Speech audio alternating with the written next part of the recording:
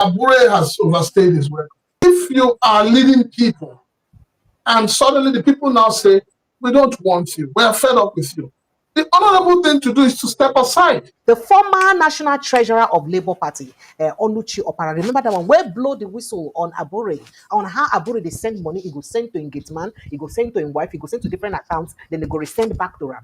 She blow that whistle then. Now she don't come the clap hand now for the Independent National Electoral Commission, INEC, for omitting the party's immediate past national chairman, Julius Abure, from its latest official engagement.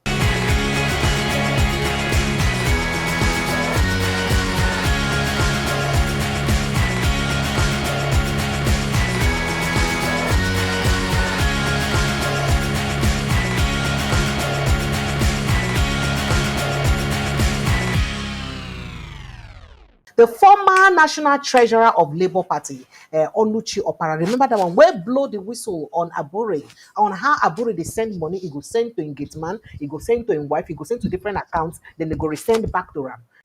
Has to come out clean to explain what had happened to the finances of the Labour Party, allegations of embezzlement, misappropriation, misapplication of power, and a whole lot of things that I came out to say that time, including the forging of the late national chairman's signature to withdraw money from an account after his death. So, and I come out and I was thinking that Abure should have come out to explain to Nigerians or even allow an external auditor to audit the accounts of the Labour Party. But he has refused to do the needful. Instead, he's trying to do a campaign against the man, Mr. Peter Obi, who gave him life. Because before now, there was no Abure. Before now, Labour Party was nowhere. So I think it's ingratitude on his part, on his side, to come out to want to damage the image of an icon, political icon that is known to the world, not just to Nigeria. Abure should come out because they say he who must go to equity must come with clean hands. He should not divert attention. He should come out to clear the allegation on his head. I think this story is not new to Nigeria because I came out shouting from pillar to post, telling Nigerians that we have to lead by example. Because you can't be saying that the government of the day is not doing the right thing, whereas we have corruption eating under us. Let's even start with Abure. Let's allow an independent auditor to audit the account first. Let's start with ourselves first, before pointing an accusing finger. And again, we did have a campaign account for the Labour Party. So I don't know why he's coming out to say that we never had a campaign account. We did, we have. Aisha Yusuf mentioned the account number yesterday. So we're sure we did have an account. So he should stop peddling lies. To me, it's an attempt to cover whatever he has done. And that shouldn't be. Let's go back to your full chest. Mr. Oparah, let's go back to February, from your allegations in February. Can you shed some light or provide some clarity as to why you are certain Julius Abure must be questioned or is responsible for the mismanagement of those funds? As a treasurer, you're a former treasurer, are there things that you noticed or things that you saw that gives credence to your claims that Julius Abure must be the one who has mismanaged those funds? Yes, thank you for this question. I came out that February, I said that the late national chairman's signature was forged 2 months after his death. Before the passing of the late national chairman, A.A. Salam of blessed memory, the party didn't have any money in the accounts. Then 2 months after his death, monies were cleared by Julius Abure. 2 months after the man's death, he never bothered what the family was going through as at that time. And again, Abure, at that time that I came out, I noticed that he was transferring money to his wife's account, to his brother's account, John Abure, to his company's account, to everybody, even down to the staff of the office. He will use the staff's account to siphon money. At the end of the day, this same staff will send that money to an account that will send to an account that will get to Mr. Abure. So there are a whole lot of things. I'm emotional about this whole thing because a lawyer that he claims to be forged a signature of a late man, the national chairman of our party. He didn't even care what the outcome was going to be. So if he said I'm lying, he should let that account be reactivated. She blow that whistle then. Now, she don't come the clap hand now for the Independent National Electoral Commission, INEC, for omitting the party's immediate past national chairman, Julius Abure, from its latest official engagement. Now, according to her, For inside a statement we say issued today Sunday for inside Abuja, Oparah say INEC took a commendable and principled stand when it left Abure out of both the groundbreaking ceremony for the Commission's new national headquarters and the INEC Political Parties Consultative Meeting held on the 26th of June 2025, because those two these things Abure no day. Quoting her for what she talked, she say the decision is fully consistent with the Supreme Court ruling, which overturned earlier judgment that had erroneously ruled in Abure's favor. She noted, adding that the move underscores INEC's commitment to enforcing the constitutional guidelines of political parties. Now, Oparah further praised the Commission's refusal to recognize the sham congresses and primaries organized by Abure's faction for the 28th June 2025 FCT Area Council elections, describing the exercise as an affront to democratic principles. That's what she talked.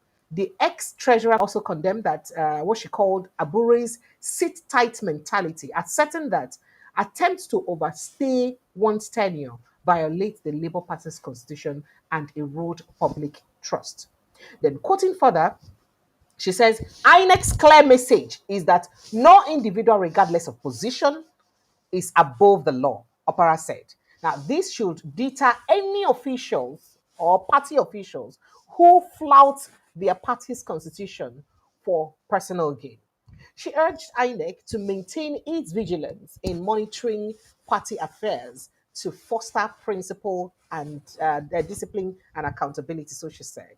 And then also emphasizing that internal democracy strengthens public confidence in political parties and Nigeria's electoral system generally. Oparah also called on Labour Party members and Nigerians at large to reject any actions that undermines the rule of law, stressing that the strength of our democracy depends on the integrity of its institutions and the accountability of those who lead them. So if the institution where it's supposed to be in charge of democracy, like INEC, no get better strength, and the people where they in charge no they accountable, then be say no get ahead.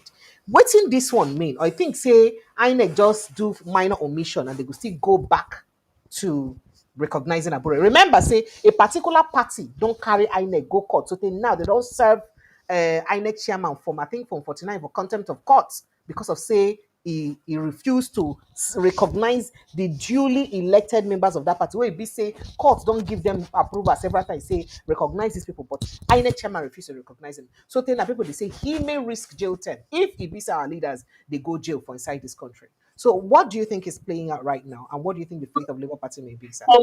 For me, Abure has overstayed his welcome.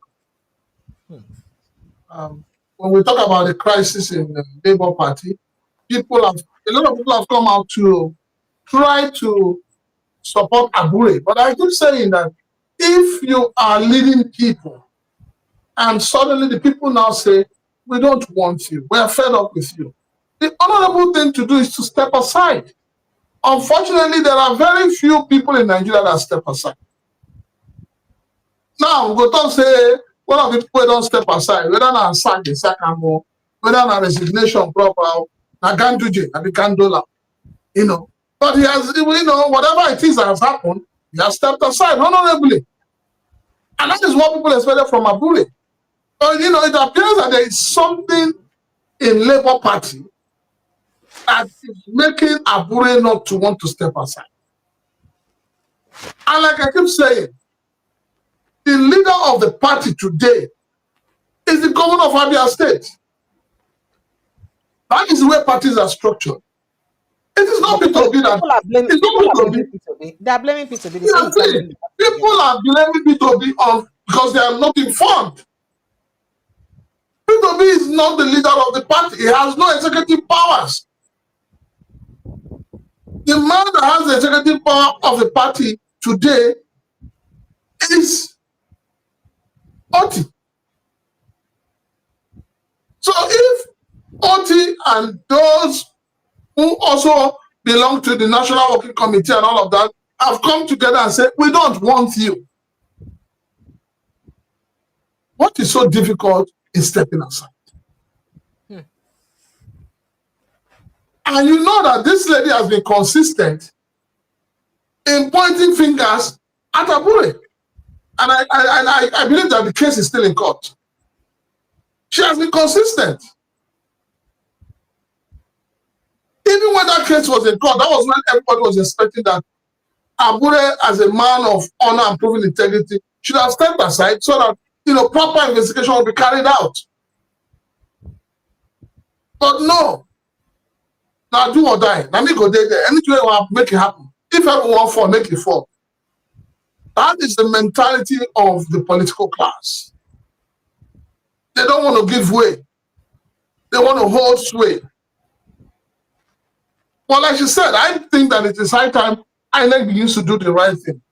INEC should allow party supremacy to take place and not dictate and decide for the parties what to do.